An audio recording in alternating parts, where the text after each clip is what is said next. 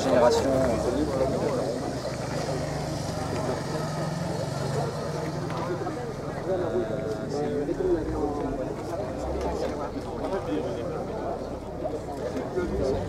Pour les Rockman, oui. Et bah on est parti. Je voulais ça. La suivante, donc une Porsche 944 de 84, série Rockman, celle-ci, donc produite à 100 exemplaires. Et pour la suite, je vais surtout laisser monsieur le propriétaire m'aider et nous en dire un petit peu plus. Alors, je ne suis pas le propriétaire du tout de cette voiture. Le propriétaire, il est caché un petit peu plus loin. C'est un collectionneur mayennais en a plein. Donc, c'est la 944 Rockman numéro 35. Il y en a eu 100 exemplaires, comme je vous disais tout de suite. Sur les 100 exemplaires qui ont été fabriqués, il en reste que 42 de recensés. Donc, ça marche. C'est le même propriétaire. D'accord. On va en voir une troisième cette semaine. Ok. Donc c'est une 944 comme toutes les autres 944, si ce n'est qu'elle a été faite à l'initiative de Sonoto, qui était l'importateur Porsche en France à l'époque, pour célébrer la victoire en championnat du monde de Porsche en 83 et la victoire en Paris-Dakar avec le sponsor Rockman. Donc ils ont essayé de faire une série spéciale aux couleurs du cigarettier. Donc en spécificité, en fait, elle a simplement un look un petit peu plus agressif avec des bas de caisse de chaque côté et une jupe à l'arrière. Elle a un châssis sport qui était un petit peu le défaut des 944 basiques si on n'avait pas l'option châssis sport. C'est ça, il y en a un peu même d'option. Et elle a des barres anti-roulis spécifiques. Et sinon, au niveau mécanique, ça reste la même chose qu'une 944 classique. Au niveau de l'intérieur, elle a un intérieur sport avec des sièges vraiment spécifiques qui sont très compliqués à trouver. Et elle a une plaque numérotée sur le tableau de bord, donc chaque 944 Rockman a sa plaque avec son numéro. Elles ont des jantes de téléphone, donc c'est des jantes qu'on retrouve sur les 911 2 et sur les 944 phase 2. C'est une phase 1 mais avec donc, les jantes de la phase 2. Donc elle est sortie juste avant l'arrivée de la phase 2. Ces jantes-là devraient être normalement couleur gris alu. Sur les Rockman, il y a une autre petite spécificité, c'est que sur les pare-chocs, en fait, le caoutchouc à l'arrière et les bumpers à l'avant doivent être peints en blanc. Alors là, on a eu un propriétaire dans l'histoire de la voiture qui a changé tout ça, qui l'a mis en noir, donc ça va repasser en carrosserie pour être conforme à l'origine. Et ça va redevenir blanc à l'avant et blanc à l'arrière, comme sur une vraie 944 Rockman. Ce qu'il faut savoir, c'est que les 944 Rockman, donc, comme la plupart des Porsche, il y a énormément d'options au catalogue. Donc toutes les options étaient possibles évidemment, donc il n'y a pas deux 944 Rockman qui ont exactement la même configuration. Ils sont identiques. Donc il y en a eu 100 produites et aujourd'hui il en reste 42 de recensés, dont 2 chez le propriétaire de celle-ci et peut-être une troisième la semaine prochaine. Au niveau base moteur, on est sur un 2,5 litres. C'est un 2 litres 5 4 cylindres qui à l'origine en fait a été conçu à partir d'un 2 litres de 928. Donc ça fait 163 chevaux. Pas mal de couple, et ça marche très très fort. C'est un moteur avant. C'est un moteur avant. L'intérêt des 944 et des 924, il commence à y en avoir de plus en plus ici. C'est que le moteur est à l'avant, la boîte de vitesse est à l'arrière, c'est une transmission transaxe. Donc la répartition des masses est de 50%, exactement 51% sur l'avant, 49% à l'arrière. Au niveau tenue de route, c'est vraiment l'idéal pour faire du circuit, c'est super. On a pas mal de moteurs avant pour s'amuser sur la piste et même avec les 924 qui font que 125 chevaux, je peux vous assurer qu'on s'amuse très très bien. On est 924 en boîte. Vintage Hypercar à Montreuil. Montreuil-le-Gast. Par rapport au moteur là-dessus, il est implanté longitudinalement. En termes de performance, du coup, on est très loin du 911, on est proche.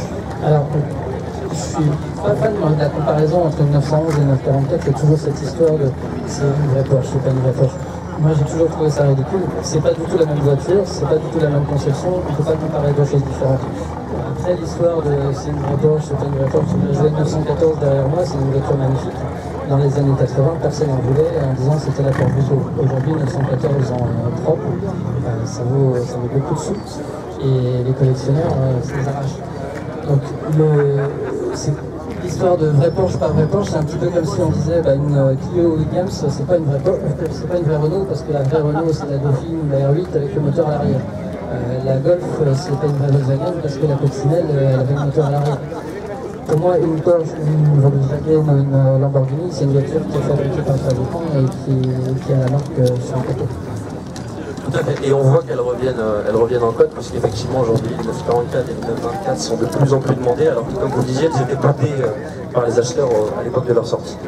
Alors, pas à l'époque de leur sortie. À l'époque de leur sortie, ça a vraiment très bien marché, ça a fait un carton, ça a permis à la marque de Porsche de survivre. Ça a été un best-seller aux États-Unis. Et c'est pour ça qu'il y en a énormément aujourd'hui. Le problème de ces voitures-là, c'est que les puristes qui étaient spécifiquement intéressés au 911 trouvaient que c'était pas la même architecture, donc s'en sont désintéressés en collection dans les années 80. Donc elles ont été rachetées beaucoup moins cher par des gens qui n'avaient pas forcément les moyens de les entretenir. Parce que, quoi qu'il en soit, que ce soit une 924, une 944, une 968, ce sont toutes des Porsche avec des pièces Porsche. Et ça coûte pas le même prix qu'entretenir une Volkswagen ou une Clio ou quoi qu'il en soit. La 924 est quand même moins chère en termes de coût d'entretien qu'une 944, du fait qu'elle a quand même beaucoup de pièces de la Golf, le bloc. C'est pas tout à fait vrai. Parce que c'est des pièces qui sont assez spécifiques et très difficiles à trouver. Sur les 924, il y a beaucoup de problèmes d'injection avec le L'injection avec la cadjectronique et la ça coûte culasse. 1500 € la pièce, c'est introuvable. Donc aujourd'hui, alors il y a 10 ans, moi des 924, j'en ai vu plein, il y a 10 ans, on trouvait des 924 roulantes pour 300 €. Aujourd'hui, une 924 propre, ça coûte une belle 924, c'est aux alentours de 8000 €. Et les premières roulantes, on ne les trouve pas à moins de 3000 €. Donc c'est en train de grimper petit à petit et ça ne va pas s'arrêter. Elles reviennent en amour et c'est pas plus mal, puisqu'effectivement elles trouveront des propriétaires qui les entretiendront comme il se doit. Moi personnellement, je suis dans la région en 924 et en 944 depuis une bonne quinzaine d'années. Et j'étais un peu tout seul dans mon coin à rouler moteur avant avec tous mes amis qui avaient des moteurs arrière. Et je suis allé chercher une 924 au mois d'octobre pour leur faire une 924 Cup, parce que j'en ai eu que j'ai vendu il y a quelques années. Et quand j'ai ramené ça, je me suis dit tout le monde va me critiquer encore comme d'habitude, parce que j'avais l'habitude que les gens la montrent du doigt et me disent que c'était de la merde. Mais c'était l'effet totalement inverse, c'est-à-dire que depuis le mois d'octobre, je suis allé chercher entre les 924 et les 944 8 voitures que j'ai ramenées pour des amis dans la région. D'accord, donc elle revient vraiment en amour auprès des collectionneurs. On va commencer à en voir un peu partout. Et c'est pas plus mal. Est-ce qu'on pourrait peut-être regarder la même hauteur et éventuellement demain ?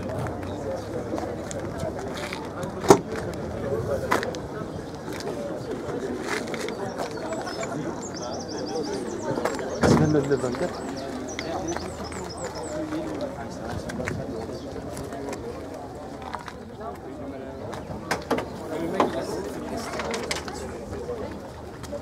Titanic.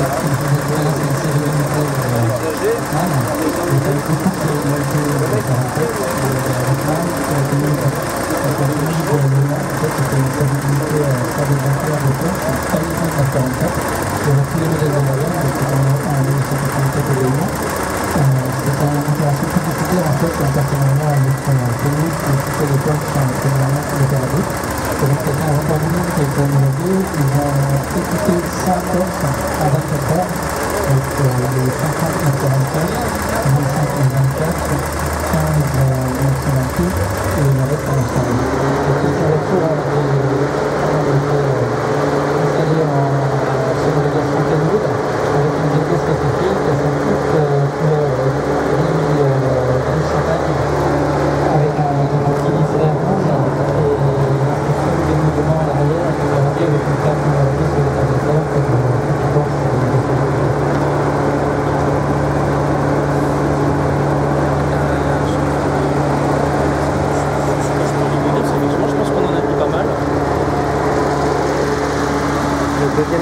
sur les côtés. Vous dites La deuxième serrure sur les côtés.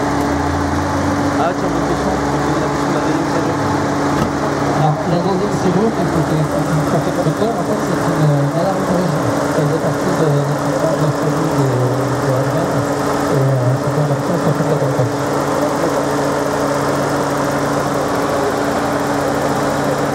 Écoutez, je pense qu'on en a dit maintenant. Je vois pas trop quoi rajouter.